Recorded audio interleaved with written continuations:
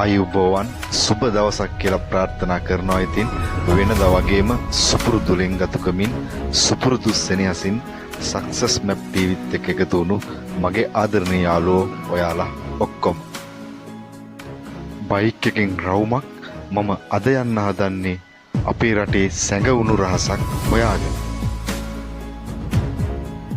අදින් වසර 2000කට එපිට අඩි 100ක් දිග ගල් තලාවක ඉරහඳ පවතින තුරා නොමැකෙන්නට කෙටු ඉතිහාස ලියවිල්ල හොයාගෙන ලංකාවේ දිගම සෙල්ලිපිය තෝනි ගලට එන්න යන්න මගෙත් එක්ක බයික් එකෙන් රවුමක්.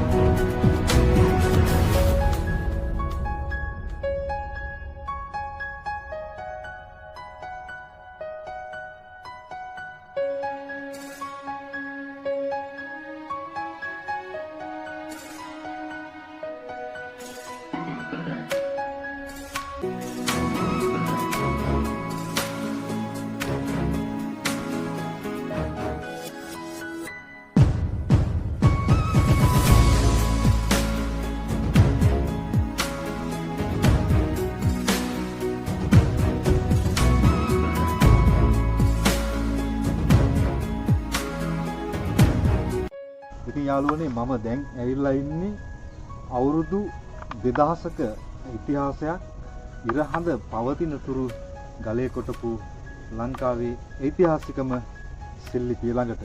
ඉතින් මේක තමයි guys තෝනිගල සෙල්ලිපිය. ඉතින් මේක තවත් ජනප්‍රවාද කතා තියෙනවා. ඉතින් කුවේණි විජේ කුමාරයා කුවේණිව දාලා යද්දි ලතෝනි දුන්නු ගල තෝනිගල කියලා කියනවා. ඉතින් නමුත් ඉරහඳ පවතින තුරු නොමැකෙන්නට වසර 2000ක ඉතිහාසයේදී ගලේ කෙටු සෙල්ලිපිය තියෙනවා ඉස්සර.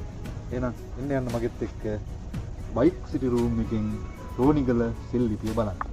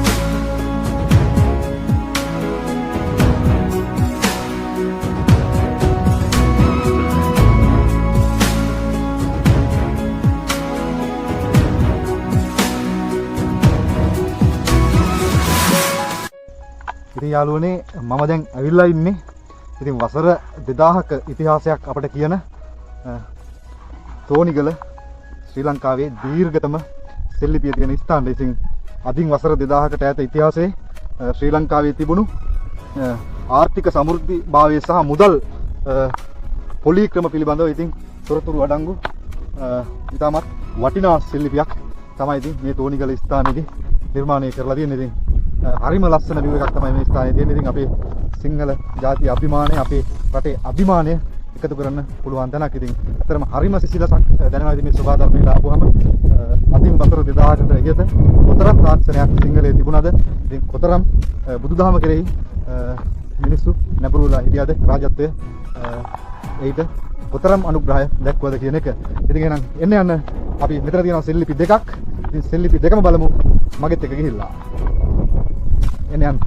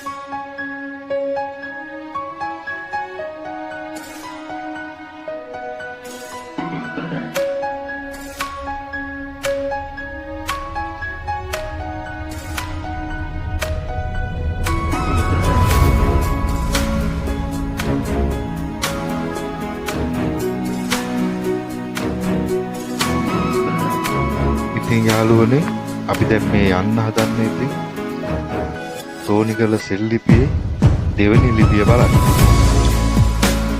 මූලාශ්‍ර තොරතුරු වලට සහ පුරාවිද්‍යා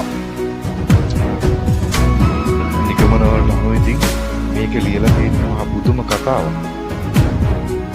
අච්චගිරික තිස්ස පබ්බත නමින් සඳහන් විහාරස්ථානයකට ඒ කාලේ පරුමුක තිස්ස නමින් හැඳින්වෙන ප්‍රධානියෙකුයි ඇතුළත් තවත් අය එකතු වෙලා වැව් වගයක් සහ ගම් වගයක් පූජා කරපු විස්තර. ඉතින් මේකේ තවත් පුදුම කතාවක් කියනවා. ගාමිණී අභය වගේ බලවත් රජකෙනෙකුත්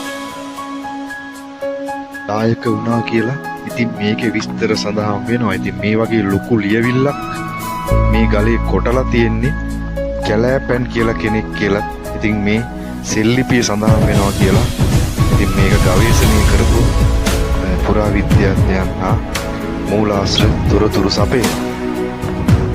ඉතින් අපි දැන් මේ යන්නේ දෙවෙනි සෙල්ලිපිය බලන්න. ඉතින් මේ සෙල්ලිපි දෙකේම සඳහන් වෙන්නේ අච්ච ගිරික තිස පබ්බතන වූ විහාරස්ථානයකට කරපු ඒ මහා පූජාවන් පිළිබඳව. ඉතින් යාළුවනේ අද වෙනකොට මේ අච්චගිරික පබ්බත විහාරයේ තියෙනවද? එවන් නැත්නම් ඒක නටබුන් වෙලාද කියලා ඉතින් බලමු.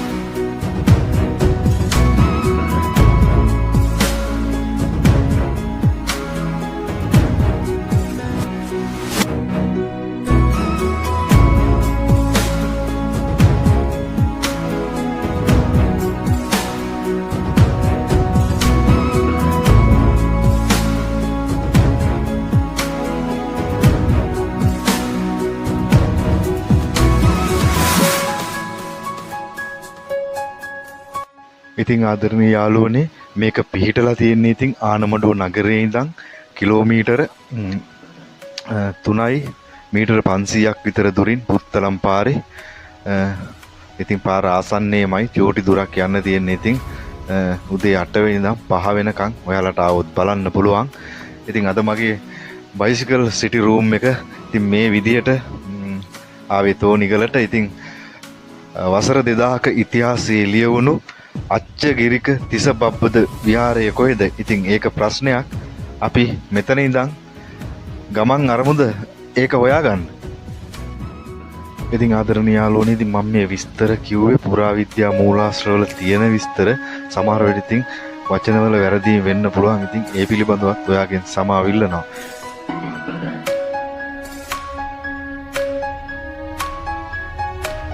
ඉතින් යාළුවනේ වසර 2000ක ඉතිහාසයෙන් කියන වැව් නගර පූජා කරපු ඉතින් මේ අච්චගිරික තිසබබ්බත විහාරය කොහෙද තියෙනවා ඇත්තේ?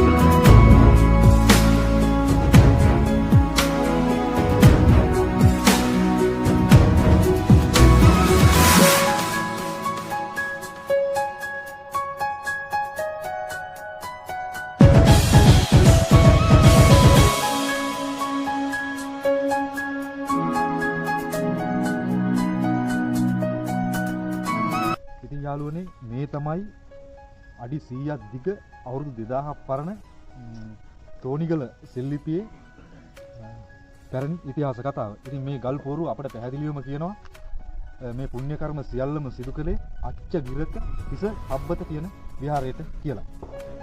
දැන් ඉතින් ඔයාලට තියෙන ලොකුම ප්‍රශ්නේ තමයි සෙල්ලිපියේ සඳහන් මොකද්ද මේ අච්චගිරක තිස පබ්බත විහාරය? ඉතින් මේක වර්තමානයේ තියෙනවද? නටබුන්ද එහෙමද කියලා. ඉතින් යාළුවනේ මං දැන් ඇවිල්ලා ඉන්නේ වසර 2000ක ඉතිහාසයේ කියන අරපේන අච්චගිරික තිසපබ්බත විහාරයේ ළඟ. එහෙමනම් ඉතින් මගේ ආදරණීය යාළුවනේ බයික් එකෙන් රවුමක් අදට සමුගන්නයි සූදානම. ඉතින් කොතවලෙන් හිටියානම් ඓතිහාසික පන්සල අච්චගිරික තිසපබ්බත විහාරය අදටත් පවතිනවා. වර්තමානයේ පරම කන්ද එහෙමත් නැත්නම් උතුම් කන්ද හේවත් ආනමඩුවේ හදවත පරමා කන්ද රජමහා විහාරය. එහෙමනම් ආදරණීය යාළුවනේ වලගම්බා රජ සමයේ ඉදිවුණු පරමා කන්ද රජමහා විහාරයේ වීඩියෝ එකක් අරගෙන යන බලාපොරොත්තු ඇතුව ඉතින් අදට සමුගන්නම් මොටර්සයිකල් ට්‍රැවල් සීරීස් බයික් එකෙන් රවුමක්. සියලු දෙනාටම බුදු සරණයි. පරිස්සමෙන් ඉන්න මගේ ආදරණීය යාළුවෝ ආදරෙයි.